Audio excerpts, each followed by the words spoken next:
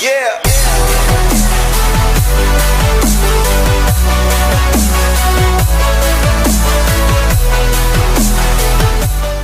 Okay, here we go.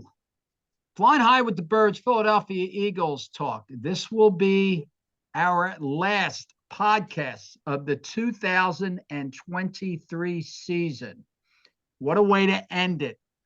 With me are the Armenian Hammer. Hi, guys, on this Hi. snowy day. Very bad day, and I expect a ton of criticism from you today, Mr. Hammer. Definitely.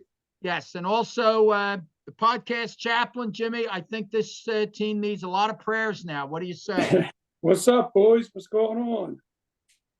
Not too much. And then, as you can see, the From 10-1 to an Yep. early exit in the playoffs. very early exit and lucky. And Embarrassing, finally, right? he's The here. father to be. Yes, the father to be. Father to With be. in the background, it's Sophia. He's about to have his first child named Sophia in about a month and a half. Will seal the deal. Sealing. What's up? Oh, guys. You guys ready for the Phillies? Yeah, when do pitchers and catchers report? Less than a month. February 14th, right? Yep, let's Oh, go. there you go. Less than a month away. All right, guys, let's get right to it. Eagles lose to the Tampa Bay Buccaneers 32-9. It was awful. Absolutely awful. This team has played basically like this all year long. Even the games they won when they were 10-1. Listen, we're not going to go into the specifics of the game, but one stat that really stood out to me was the Eagles forget the defense. We know how bad the defense played. How the hell on offense could you be 0-11 on third and fourth down? 0-11, 0-4-11 on third and fourth down. That's just uncalled for. So where do we start here? Do we start with Sirianni? Do we start with Hurts? Do we start with the coordinators? Do we start with management? So maybe I'll take it away. I'll start it first. Let's start with the way this team was coached. Especially you, because I know the coaching was a real big part of your criticism over the last few weeks. Give me your take on all this mess. I just think, what we saw in the beginning of the season was a new offensive coordinator who, really wasn't very innovative, but was still getting by because the rest of the league was figuring him out. And midway through the season, when we played San Fran, they pretty much exposed him completely. And they also, at the same time, exposed Jalen Hurts and what his inefficiencies are. And I think that's really where the season started to, spin out of control. This team with these coordinators that we have right now, I don't see the coordinators coming back. Sirianni, I know he's meeting with Jeffrey Lurie and Harry Roseman today, so we should have a better implication of what direction the team's going to go in. I think it's going to be similar to remember Doug Peterson a few years ago when he met with them and he gave them his plan for the future and what coordinators he was looking to hire. I think it's going to be the same situation. Is Harry Roseman and Jeffrey Lurie going to approve of these guys that he wants to move forward with or not? And I think that's going to determine if he's going to be around longer. But I mean, this season comes down to me two things. It's the defense. Really, the players just did not understand the scheme that they were supposed to play. And I think they gave up on coaches, especially when we changed coordinators. It's too much for them to take in all at once. And I think they just gave up because I've never seen a team tackle more poorly than that. And then on the offensive side of the ball, Brian Johnson he's a fraud. To me, he's just a fraud. And I think Jalen Hurts took a huge step back from last year. And I really think next year, not only if Sirianni comes back, Jalen Hurts has to improve next year or his job's going to be on the line too. Oh, well said. I agree. One of the telling points to me was I think it was Tuesday, I guess, when Hertz was doing his interview. They asked him about Sirianni. He really didn't defend him. He just said, I think he said like, "Where's he gone?" or something like that. And whereas when Prescott was asked about McCarthy, he went on a rant for like 2 minutes saying how much he wanted him back. It's not his fault. You know, he's done this for us, he's done that for us, it's the players. So that was a big telling point to me. But from what I read yesterday, and I could be wrong, it sounds like they might give Sirianni the benefit of the doubt and bring him back. Yeah. Because supposedly him and Rosenhaus were Roseman were reaching out to potential coordinators. Yeah. Like, I don't know how true that was. I remember reading that yesterday. Yeah, one thing I want to say before we get to Vahe is like Jimmy, Jalen Hurts' quotes after games is getting so Yeah. freaking annoying to me. Like he's like So I'm not Captain cliche all the time. And then this past after the loss, yeah, it just wasn't our year. Like Oh, I don't want to freaking hear that. Like yeah, so I'm not the only one I'm because that so rubbed me the wrong way too. Yeah. yeah. Would Brady have said that? Yeah. Yeah. Your take, Brady would never say that. And there's two different types of quarterbacks. There's ones that can completely play, or just players in general. They don't need to speak. Their game speaks for them. But then there's other players like Tom Brady or like Ray Lewis or somebody who is just like aggressive as hell and holding everybody on their side of the ball accountable. And Jalen, Right. with this downward spin that they've had, whether it's the coach's fault or the GM or anything, I mean, he's got to be the guy in the locker room to keep everybody together and try to figure it out. And if the play calling was the problem, you know what? If Jalen Hurts is really a good quarterback, he still needs to look at least average. He looked so mediocre this past week. I mean, I'm Like, just no, you're right. Like Tom Brady would never let this happen on his team. He would have No. stepped in and be like, no, we're getting this right this week. Yeah. give us your take, Vahe. I think Sirianni is the problem. Even if they bring new coordinators in, what is going to be his job, right? If he's going to allow them to run the show, that was the complaint that basically he set up the game plan and he expected Johnson to adapt to it, right? So obviously it wasn't working. So if they're going to bring in experienced, knowledgeable coordinators that they're going to run the show, whether on the defensive side or the offensive side, what does the Sirianni do? I mean, obviously nobody likes his antics on the sideline either, right? So Yeah. you're just going to be a figurehead. And also, I think the thing is that Howie has the responsibility too. Some of the people they brought back, just they're doing this retirement tour or things like that. I mean, Cox has to go. I mean, Graham, he should retire, even with Kelsey. I mean, I know they did a lot to win the Super Bowl, but I think they're past their prime. And on the offensive side, I don't know how much Kelsey's bringing besides the reputation and the history, but they couldn't stop anybody, right? Every time there's a blitz, they get overwhelmed. They cannot open the lanes for the running backs. So what is Kelsey doing? What is the offensive lines doing? Yeah. I get it. He's in the Hall of Famer. He's like, all pro, the whole thing. It's a past, not anymore, right? They couldn't stop shit. So, I mean, what is that? I mean, every time there's a blitz, I get it. I mean, Hurts didn't know how to handle it, but the line couldn't handle it either, right? Yeah. Like a sieve. I mean, you have DeAndre Swift. He couldn't run through this in between the players. They had to go to the side. So what does it tell you about the line?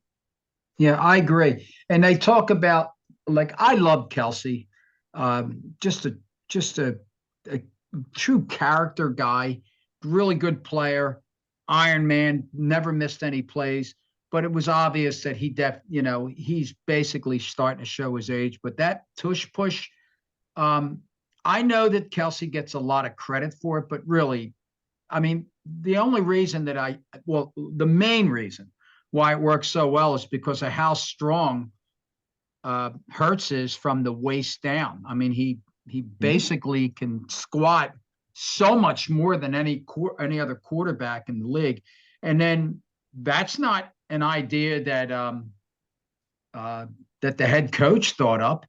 They just realized that it was good. Hurts did it, and it just kept working. So I don't give Sirianni the credit for that. But I would like to say this about You mean Kelsey? well, no, but also Sirianni, because it makes it look like it was Sirianni's idea to keep doing this, and it was when Hurts first did it. It was just an obvious thing that they were going to be really good at this. But I will say this as far as the Sirianni is concerned and the coordinators. Do I think he's a yes man? Yeah, I do, and I think that's part of the reason why he was hired, because originally because they were running out of options as to who the new coach is going to be. Because if you remember, it was supposed to be the guy that got the Raiders job, and then he just got fired. The old offensive coordinator from I can't think of his name. Yeah, the guy The from offensive coordinator from the New Patriots. England, right? He used to be and then he just got fired. McDaniel. McDaniels, Yeah, yes. I mean, the only reason he did not get that job, or he didn't take the job, was because he wanted full control, and they didn't want to give him full control. And looking back on it, it's a good thing. Well, actually, I'm glad you're making a good point, because the three people who were final on that list were Staley, the one from the Chargers, McDaniels from the Thank New God they England, didn't get him. and also Sirianni, and none of them are really good. The other two got fired, and this guy should be fired too. Yeah, but I will say this about the coordinator.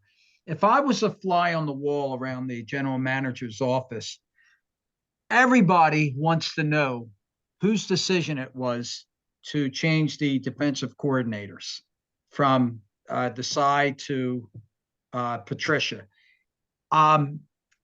No one knows, but I will say this. In one of the Eagle Eye podcasts, Reuben Frank, and this was probably about a month ago, Reuben Frank had said that he believes, he can't prove it, but he believed it was Sirianni's idea. I do too. And I kind of feel like if it was his idea, he was doing it to take a little bit of the pressure off him for what's going on with the offense, because it's his offense. It's not Brian Johnson alone. He's the one that, did the whole scheme up at the beginning of the year. So something tells me that there was another reason why Sirianni made that move, which ended up just like coming back and slapping him in the face. So, for me, I just, and I'll tell you one more thing that I think. When they had that meeting, everybody knows that Lurie's going to want to know, and Roseman's going to want to know who his coordinators are going to be coming up this next year, and some other serious questions like what happened and what are you going to do to fix this? This is just my gut. This is in my gut. I just get the feeling that whatever Sirianni says, when he leaves that meeting, Roseman and Lurie are going to look at each other and say, I don't think he has an answer. That's just my opinion, because I don't think he does. He's a type of coach that when things are going good, he's a positive force. But when there's adversity, he's like a deer in the headlights. I don't think he even knows what to do. I don't know what you guys think about that. Yeah, you could just tell by his reaction on the sideline in the last 6-7 weeks. Remember when they're winning, he's running up and down the sideline, jumping up and down, going crazy. And the last 6-7 weeks, he's looked like a deer in headlight. He's looked lost. He has no clue what's going on, it looks like. So my thing is, are they prolonging the problem? If that's the issue and they bring him back, aren't you just prolonging the problem into next year? Yeah. Do you guys also think that maybe there could be more blame on Jalen Hurts as well too? I mean, they're going against teams that are doing all out blitzes, and I understand that our line is letting guys in, but you can't block everybody on all out blitz, so you have to have some blitz beaters. And Jalen Hurts is the worst quarterback I've ever seen in my life against the blitz. Like, he looks clueless. Like, he doesn't know where the blitz is coming from. He doesn't know what to do with the ball. And teams just have no, like, they don't believe the Eagles can beat them if they blitz everybody. Yeah. I think they all have a blueprint as to how to handle this offense. And it all started with the 49ers, what they did. I agree 100%.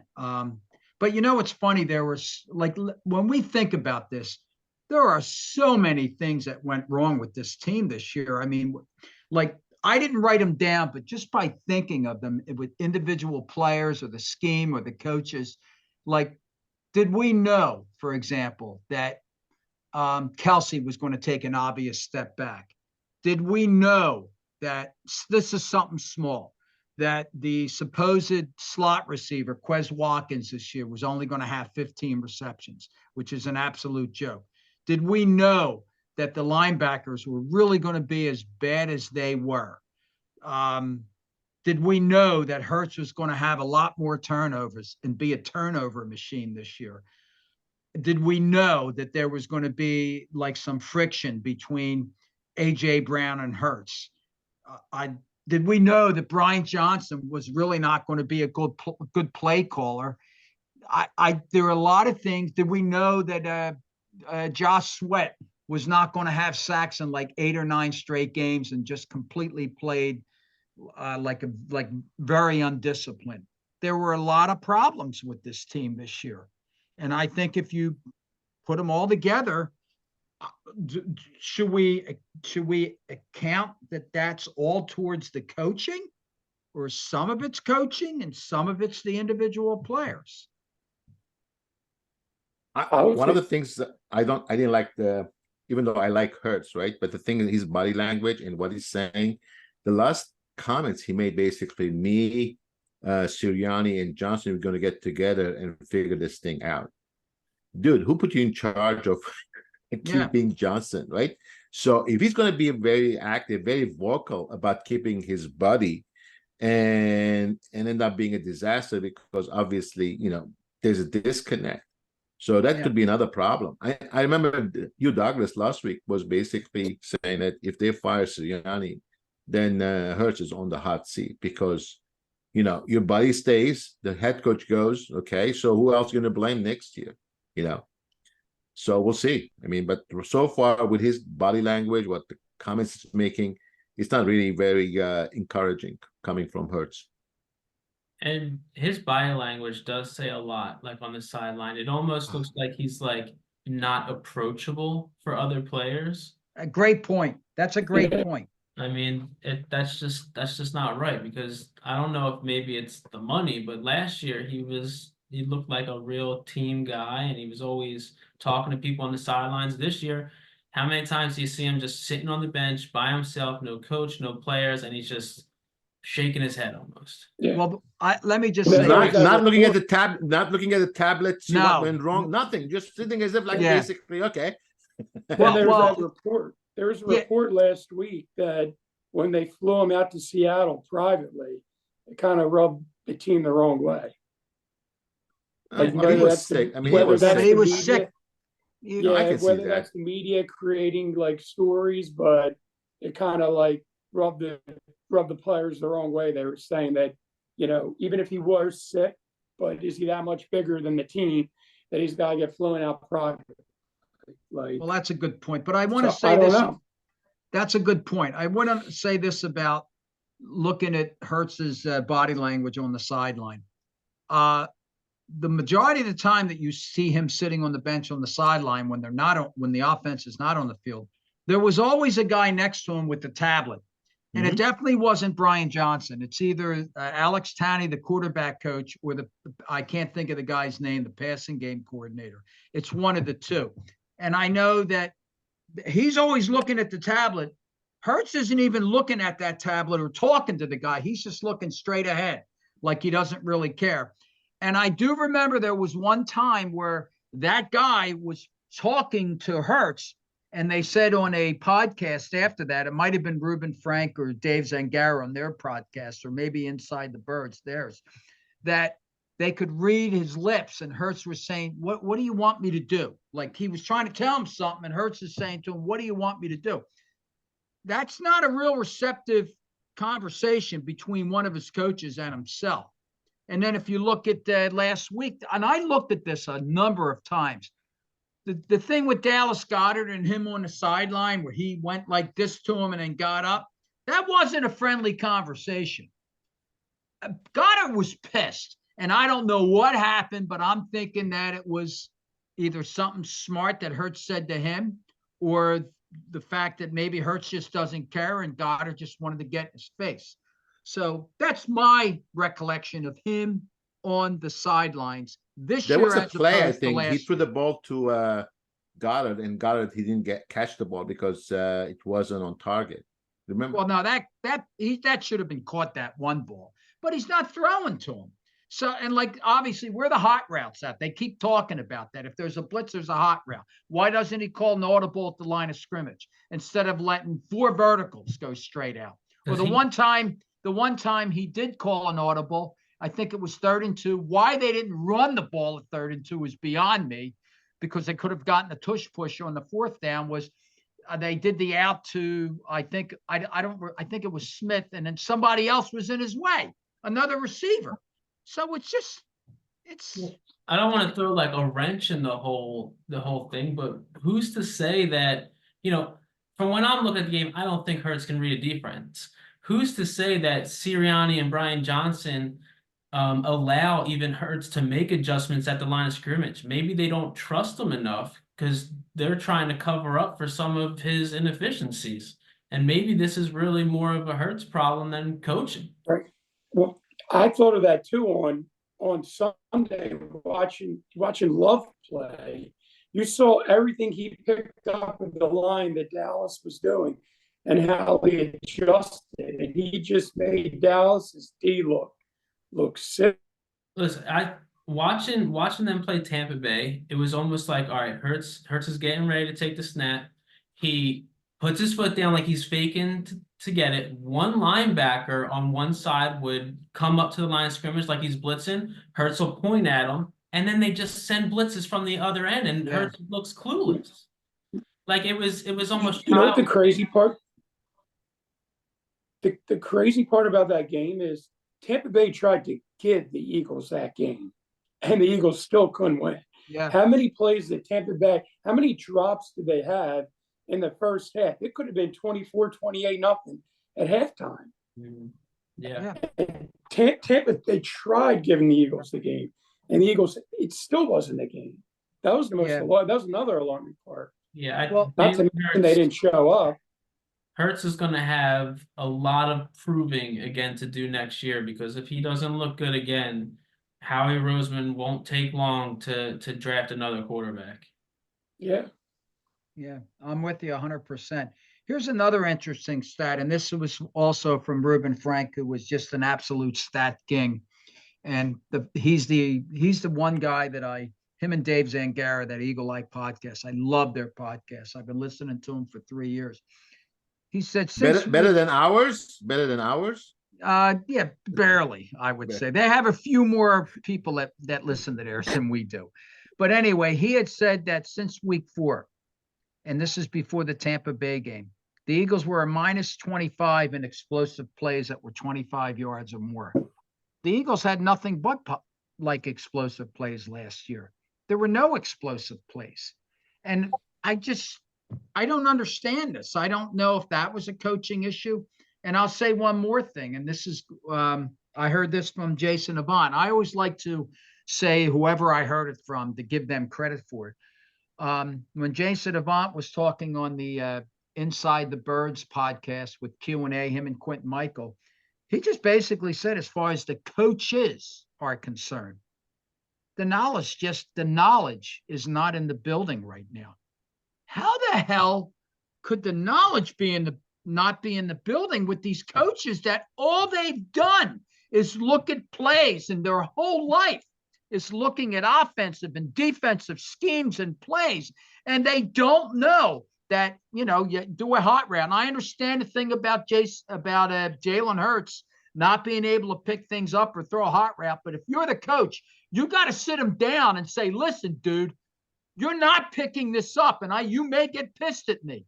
You may get mad. And I know you're making the $250 million right now, but you're hurting the team. You need to learn this. Maybe in the off season, I don't know. But I mean, if you're a coach, you got to put the anvil down and say, listen, you got to do this. You got to learn it, because if you don't, that's going to be the thing that the defenses are going to, defensive coordinators are going to plan against you. One of the things that after that Marcus Colston conversation we had from the leadership Yeah, seminar. bring that up real quick on the podcast. So he said basically they don't have a slot wide receiver. And I was watching the playoff game. You're right. There was nothing in the middle. It's always on the sidelines. And maybe like you have a Goddard in the middle, but he's not slot wide receiver. So it's amazing that basically one small thing, in his opinion, it's a big thing. But that basically can make a difference, because there was one play and everybody has a picture shot of it. You have the line, right? And you have two wide receivers on the right-hand side, and there's nothing in the middle, just wide open, right? And it was an incomplete pass. So he could have, if he had somebody running in the middle, right? One of those slot receivers, could have been a touchdown. Yeah. So, we never talked about it, but probably that's basically a very true statement that people were exploiting their weaknesses. Yeah, I'm missing that Jason Avant. Isn't that what Jason Avant always did? He always picked up that third down conversion. Yeah. do you guys remember though, like 2 years ago, how we were always talking about Jalen Hurts never looks over the middle and he's always thrown to the sideline? Well, no, it made me think of something. Do you guys remember that there was an offensive tackle that played for the Eagles? And I'm going to say it might have been Trey Thomas, said that when he studied Hurts extensively his first year that he was starting, he noticed that his eyes, he either couldn't see the middle of the field, or his eyes were either not going to the middle, either going down or off to the sides. He noticed that. But, I would like to know, didn't he throw a lot of these hot routes last year? I mean, or was it he was just going back and then they were blitzing and he just ran up the middle on these blitzes because they were so successful last year? Well, he did that too. Yeah, he did that. And then it goes back to the line too. It's not just his fault. The thing is that if there's no protection and it's constantly under pressure, you're just panicking. Right, Yeah. but when go ahead. They're sending like everybody. It's like an all-out blitz, and you gotta, on the offensive side of the ball, and Hurts in particular has to have some type of, blitz beaters. And it's like, I don't know if they don't trust him to make the decision on his own at the line of scrimmage, or throughout the week when they're scheming, knowing teams that are going to blitz the hell out of them, especially Tampa Bay. Like, why aren't you planning for blitz beaters like this? Or have a slot wide receiver in the middle. Yeah. It takes like basically a couple of seconds. The guy will be in the middle. You throw the ball instead of waiting for those, edge rushers to create a separation. In the meantime, you're getting sacked. Yeah, but there is such a disconnect because every time you can see it, everybody's coming and we're still doing go routes and, seam routes. It's just like, where's the short stuff? Mm-hmm. Yeah, no, I agree. Well, listen, here's the obvious question at this point. Where do we go from here? Are we in a situation now where this team goes from being a dynasty to a team that all of a sudden within the last month has to just completely clean house and rebuild? Is that where we're at here? Jimmy, what do you think? I think the first thing they have to do is figure out who the coach is. Because is Sirianni going into his last year next year? I can't remember what his contract is. Yeah, Vahe probably would know that. Yeah, could find. It wasn't that a out. 4-year contract, right? And this is going to be his next. He's going to be his 4th year. This will be his 4th year. So So, is he a lame duck coach next year going in if they bring him back? Like, well, listen. Let me I put it to think you you have to this. figure out what your coach first. Well, let's put it this way. I got a funny feeling, and I think all of us do, that he probably will be the coach next year with new coordinators. But I'll tell you this: if they start out like 1-5, 1-6, he's getting fired. Yeah, He's it's gonna getting get- fired yeah. early in the season, without They- question, because They they're have going a to be tough able to see decision to this. make because they have a tough decision to make. I mean, they know better than we do. If they have an issue in that building, they have to take care of it now rather than later because it's only going to continue into next year. Yeah, you're gonna delay everything. I mean, I'd rather give another coach a shot, somebody different, get a different type of scheme in there, and really try to figure out if Jalen Hurts is the quarterback of Yeah. the division. I mean, I think that's more important than anything. And if you come back with Sirianni and Jalen Hurts still doesn't look good, they're gonna put the blame on Sirianni more than Jalen Hurts. And then you got another year with a new coach Yep. trying to see if Hurts is the guy. And if he's not, then you lost 2 years instead of one. Yeah, I mean that's going to be also. I mean, if you keep him right, and then you bring in new coordinators, and it doesn't work out, and he gets fired, what are you going to do with the coordinators? Are you going to let them go too? Yeah. Yeah, You bring that's a a new. good point. So then Kurt's going to say, "Well, every year I'm dealing with a new coordinator with a new set of game plans, so it's not on me." So if they're going to make changes, might as well do the whole thing, not just do a piecemeal, because. And I don't know what value does it bring. I mean, obviously, he doesn't know anything on the offense, right? He's not doing anything on the defense. And if Right. you're going to bring in coordinators who are going to take charge, what's going to be his job? This Yeah. part I'm not clear. Okay, you keep him; he's on the sideline, right? But he's not doing anything; just standing there collecting paychecks. Is that the ultimate goal? Is he's going to be like the face of the team, but everybody else doing the job? It's a good point. Yeah. But I think we all universally agree that the offense is fixable. Yeah, honestly, I mean, you've got really good players on offense, but the defense, I don't think that the players that they got, I don't think any scheme is going to make that much of a difference. Like, where do we go from here, guys? I need some help here with this. Just backing up to talking about Sirianni. Don't you guys remember earlier in the year when it was Kelsey was flipping out on the sideline, yelling at the coaches? Like we should have seen there was an issue then. Like I can't remember what week it was, but it was the beginning of the year. Kelsey went back to the sidelines. He slammed his helmet. He was screaming and yelling at the coaches. Like, so we should have seen something that was going on way back then too. In all of Kelsey's years with the Eagles, I don't think I've ever seen him flip out on the sideline like that. Like that should have been a Right. red flag. Right, exactly. Because I remember watching, like, damn, like he's really fired up. And here we are today. It's like, something was going on way back then. Yeah, but now, I mean, if you think about like which coaches are out there, like if we do move on from Sirianni, I mean, to me, the best fit, I know a lot of people don't want to hear it, but I think it's Belichick only because Yeah. he's such a defensive minded. Yeah, He doesn't call the defense, but his defense is always prepared for a game. And Yep. Eagles right now, in my mind, are more offensive suited team. But if they had that extra help on the defense, and the offense can kind of put it together because they have so much talent over there, I just think it would be such a good fit. yep, yeah. Well, I was saying the same thing this week to everybody. I'm like, the best fit would be like Belichick because he could coach that D up where there is a lot of talent. You already have all that talent on the offense. Like, no, I agree 100%. And half the battle is just being prepared. And every defense that Belichick's ever had has always just been so prepared. Yeah. Look what he did with that New England. That team's terrible. And I think they lost eight of their losses were by like 6 points or less. Yeah. Their defense kept them in every game. And he had nothing on offense. And look at all the weapons they have here. And He'll probably bring in McDaniel probably to be his offensive coordinator. Like, and he's one of those coaches that, doesn't call the offense or defense, but makes a huge impact to at least one side of the ball. Sirianni, he doesn't do anything. I mean, no, I agree. why are we wasting our time? I agree. Well, it's a foregone conclusion that Belichick is not going to be the next head coach of the Eagles because number one, he's not a yes man, and number two, he's a defensive guy.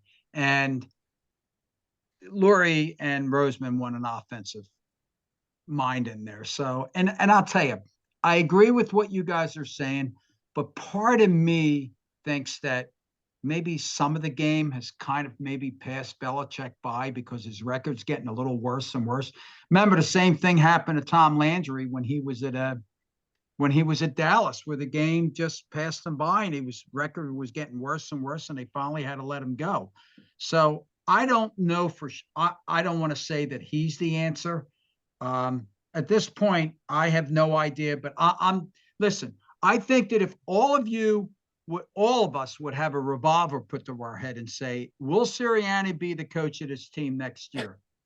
I think all of us are going to say probably, but I do think that they would come out of that meeting that they have with Sirianni like doubtful, like, I don't know, but we're going to give him another year. See, if they have any doubt, they need to make the move today, in my opinion. Like, if you have any doubt and you're an owner, I think that's the answer, and you have to make that move. Yeah, but Jimmy, it's really hard to pull the trigger on a guy that was in the Super Bowl last year, had 3 winning seasons and 3 playoff appearances in every year that he's been there, and a really, truly outstanding record over 3 years. Do you think Sirianni would get hired if they got rid of him? Do you think he would have a head coaching job? Well, that's a great point. I don't think any of those coaches get jobs. None of them. Me too. I think those. Well, listen. I mean, we all know why Brian Johnson's getting interviews with 2 or 3 other teams because of the Rooney Rule, right? I mean, that's the only reason he's getting interviews. They're not going to hire him. They already see that he doesn't know what the hell he's doing as a play caller. So, yeah, I do believe that all these coaches are going to struggle including Sirianni if he gets fired.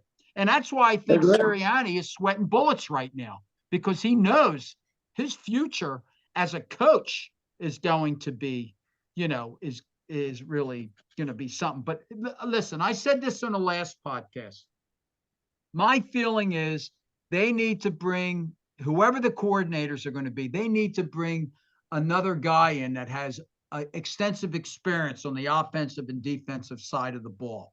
Like Frank Reich would be a great example to have him as a consultant for offensive play calling. Not the guy, but maybe a guy that's behind the guy. And on defense. Why do you need the guy behind the guy? Just have a guy and that's the end of the story. I mean, you don't need too many chefs, right? Just have the guy. I mean, that's what happened with the defense, right? They have the Cy and they had Patricia, and then. Well, I don't think that. Yeah, but would like, I remember when Hurts was here in his first year, Marty Morningwig was there as a consultant. And Marty Morningwig, I thought, was a good consultant. And Hurts called him the wise old owl because he knew the West Coast offense and everything. And he was a guy that always his offense is through the football line. I thought that was a good idea. Matt Patricia, to me, I don't think he was a good defensive coordinator. Why did they bring him in? He played for a great defensive coach, or he coached under a great defensive coach. Why did they bring him in then? They thought he was like that, and apparently he's not. But then again, it comes back to this defense. Like, is this defense, are we rebuilding this entire defense? Were the guys that we let go, that they mean that much to this team, that Hargrave mean a lot to this team, that Epps mean a lot to this team, the 2 linebackers that we let go, that they mean a lot to this team? My thing is basically goes to the owner. I mean, he's always looking for this young, out of nowhere guru that he's going to hire. Just hire an experienced, defensive or offensive coordinator, right? Who's been around the block. He's not going to get another job. Give him an authority to make changes and let them run the show instead of trying to find this young dude, that somehow is going to make a change or make a difference. You're not going to keep finding stipends every day. No, I know that, but at some point we got to look at the players too, Vahe. I mean, the players are the ones that are making the plays. Oh yeah, absolutely. So absolutely. I mean, listen, I'm going to throw this out to the gang here. Is in your opinion, Jimmy? I guess I'll start with you. Is Maddox going to be a big time player in his team next year? He's never healthy. He's never healthy. He looked horrible the last 2 weeks. You can't depend on him being healthy. I don't think. I can't depend on him. At some point, you have to cut bait. I mean, there's a guy right there. I mean, Yeah, I think there's going to be a lot of changeover of a lot well, of guys. defense We really went has through me it last concerned. podcast. We Yeah, saw it a lot. with these defensive players. But I mean, do you think that Cunningham's going to be here next year? Do you think Morrow's going to be here next year? We know that Leonard ain't going to be here. That's almost all the linebackers. The only two that are have a contract next year is Dean and what is his name? Van Sumeren. That's And it. Dean was hurt all year. Yeah. So What about Brown on AJ Brown on offense? Do you think he's back? well, I think he went out. I think he wants out. Yeah, there's I think there's a reports that- disconnect between him and Yeah. Hurts. They don't see eye to eye. They're Well, not I really. think that my feeling is that I think whatever that have disconnect to- is, I truly feel that that's going to get worked out this year. I just get a feeling that it will. But it's and not then going to they're gonna have change to though. they're going to have to pay Devontae too, so you can't pay both of them. Sure, you can. Yeah, it's just that. You could pay both receivers big bucks like that. I don't So know. wait a minute. You have a $250 million quarterback. You have a $100 Yeah. million wide receiver. Another $100 million. What is it? Yeah, you All the can't pay money is on like everyone. on four people. Well, then you got to do all these 1-year deals with these other players, then. And I think they're devaluing the defensive side of the ball. I mean, the majority of the money's on the offensive side by a long shot. If AJ Brown doesn't want to be here, I think you should trade it, get some picks, and cut your losses because you cannot let Devontae walk, and you cannot tie all your money on 3 people. That's basically it. I mean, Devontae's going to ask for a lot of money, and I'd rather pay him than AJ Brown because for some reason it's not working out. How He's many a- years? I think Devontae's more a team guy. I agree. Yeah, but they got to keep Brown this year, and I don't know how many more years he has on his Because a contract. 4-year contract. Remember, 4-year, 25 million Right. each. All So right. 100 So, million. right. So it's 4 years. He's in his second year, correct? He Yeah, just next finished year's going to be second. 3rd year. No, he's definitely on this team next year because they don't even have a slot receiver right now. So they need to get another receiver in the building that is going to What get happened? What 15 happened to catches. Zacchaeus? What happened to Zacchaeus? He could have been an ideal slot Yeah. wide receiver. I don't know why they're not using him. Well, I think he really wasn't a slot receiver to begin with. I think he was one of the outside guys when he played for Atlanta. So I don't know. I really don't know. Okay, put him on the outside. Put the AJ in the slot. I mean, Now it's like- AJ's more of an outside guy, I think, but there a lot of times they switch it up anyway, and one guy's on the inside a lot, and the other guy's on the outside. But I just think that the offense can be fixed. The defense, like player-wise, this is player-wise, the defense has me concerned. Like, something we didn't talk about at all today was, and this one, like for the life of me, I still can't figure this out. Where the hell was the defensive pressure from the defensive lineman on pass plays? We did not get pressure. Did we get some pressure against Tampa? Yeah, we did because their offensive line stinks in pass protection. But for the last 7 games, they did not get adequate pressure. And it definitely wasn't that we lost Hargrave. We had good players in there. So I am very concerned about the defensive, front line pressure. So where do we go there with the players that we have? We got Jalen. I'm still a big fan of Carter. I just think he probably hit that Yeah, rookie Rookie wall. I just The tough thing is Jordan Davis looks like a bust as of right now. I hate to say it, but Yeah, he looks like he got tired. He's out of shape. But still, I mean, to me, looking at the defense in a whole, the defensive line is probably the very least of my worries. I mean, that secondary really needs to get revamped. We cannot. I don't care how much money we have to lose, but we have to cut Bradbury. He is. And I think Slay's We're over starting- play too. he's gone too, Slay. I mean, just like. Yeah, I mean, you have to, those guys literally, like, the ball is coming out of the quarterback's hand way too fast because those guys can't cover and our linebackers can't cover either. I mean, the only the only bright spot of our defense might be the defensive line, even though we didn't really get that much pressure. But those guys are at least young, and you can hope that they can develop. But the secondary and the linebackers is a huge issue. Well, so where do we focus on the draft and free Everywhere. agency? Everything is going to be on the defensive side. You need 2 cornerbacks. You need Yeah. you need the safety. You need the line. You know. Yeah. See, Fletcher Cox is a free agent, right? If I was the Howie, I will not bring him back. Same thing with Brendan Graham. Same thing with Slay and Bradbury. Those are maybe they need to be cut. I think They're not bringing Slade's any got another value. year. I think Slade's got another year. I think- Bradbury, we all know, is gone. Yeah, Bradbury has to go. I think you can get a lot out of Ringo. I think Ringo when Yeah. he showed a lot, but both safeties are huge questions. Bayard, he's got to go. I mean, Yeah. he's only on a 1 year deal Yeah. anyway. He's no good, so you got to replace that. And they gave up a 5th and a 6th rounder for him, right? Yeah, Yeah, I think but- it was like that. Yeah. Yeah, but they had a lot of those compensatory Conference, picks yeah. from last year. So they'll be able to make up with that. But I think the problem with the back 7 is they're slow. They don't have speed. And that's where I think a guy like Ringo is going to help them because he's got 4.3 speed.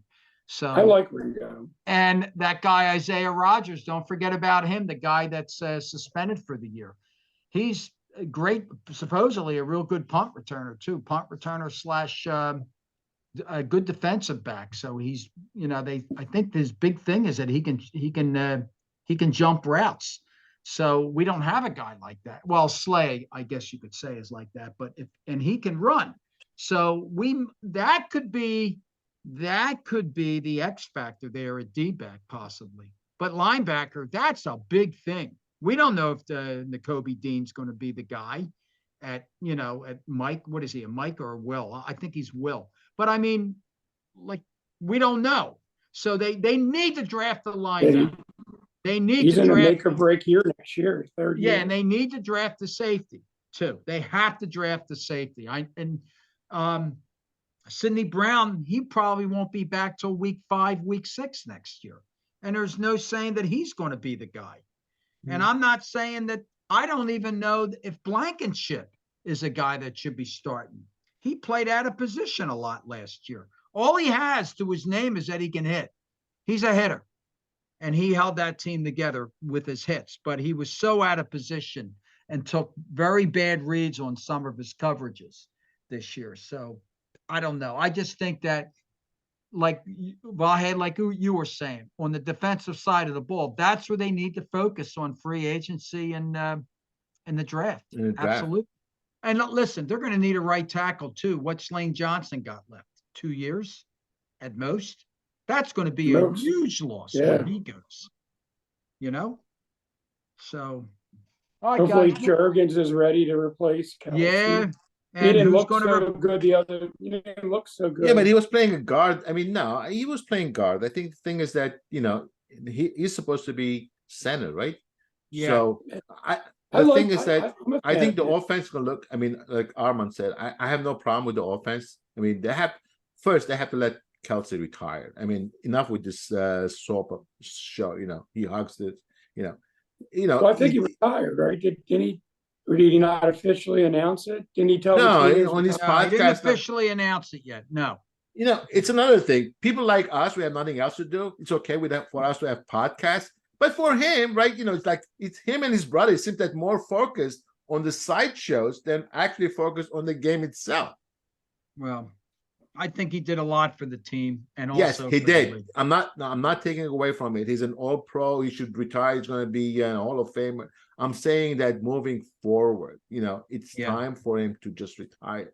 Well, I think he's done. I think Cox is done because he completely cleaned out his locker.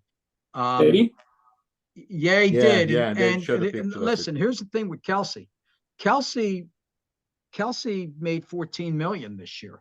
So I don't know if that goes against the cap if he retires. I don't think it does.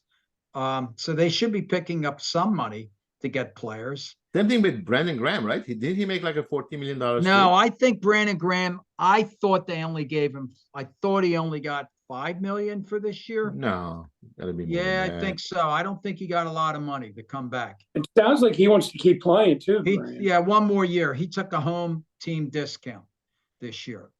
And he said he'd like to play for one more year. But if it's that little money, then I wouldn't mind re-signing him. But Cox, I mean, I think he was making between 8 and 10.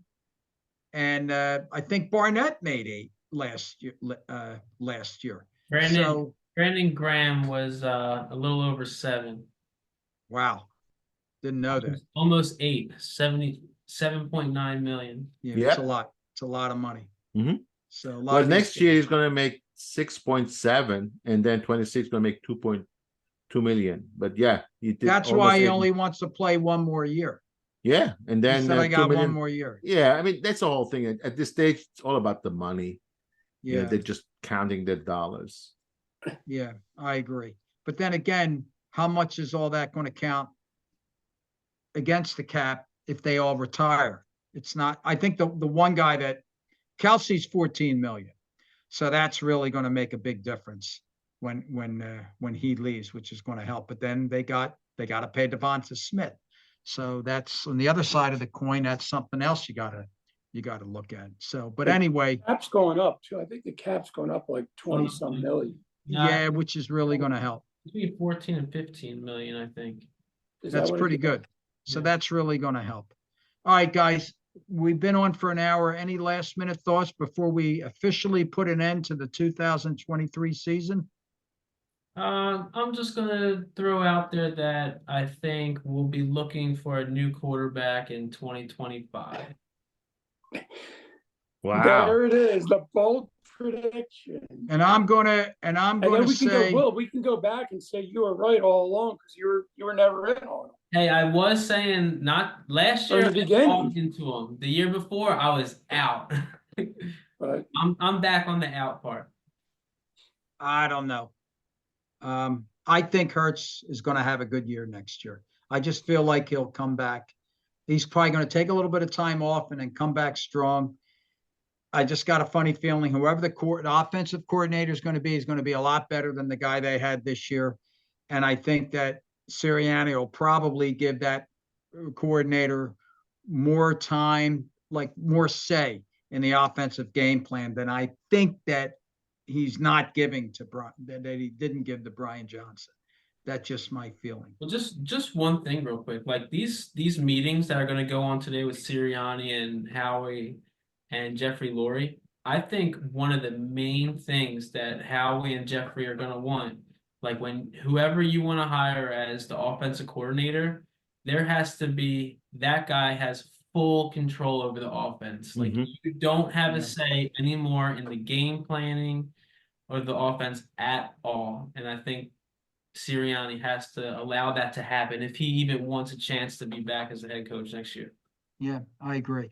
Hey, and real quick, before we get out of here, Jimmy, tell everybody the thing that you had told me before the pod started about Julian Lurie. Son, this is I didn't know this at all. So Lurie's son obviously is going to take over. And I heard this during the summertime. Last summer, I heard this, that his ultimate goal is to build a brand new stadium. Okay. And his hope was that the Sixers get their arena built. And this is 10 years from now or whatever, 2031, whatever year it is. And the Sixers would buy the Wells Fargo Center, level it, and build a brand new stadium with a dome because they want to host, his goal is to host a Super Bowl. So that's a good idea. Julian Lurie. I don't want a dome in Philly. No, but what if it's got a retractable? Yeah, what if it's a retractable? I don't know if it's retractable or what will, but he did an interview. I can't remember where I read this, but he did an interview with Summertime. It was like, he was talking about how he worked from the ground up and, he's going to take the team over one day. And he talked in there about the importance of building a brand new stadium. He wanted whether it's a retractable dome or not, but he wanted that just for like, so they could host more events and mainly a Super Bowl. But that's I think his that's an big- excellent that's idea. his goal.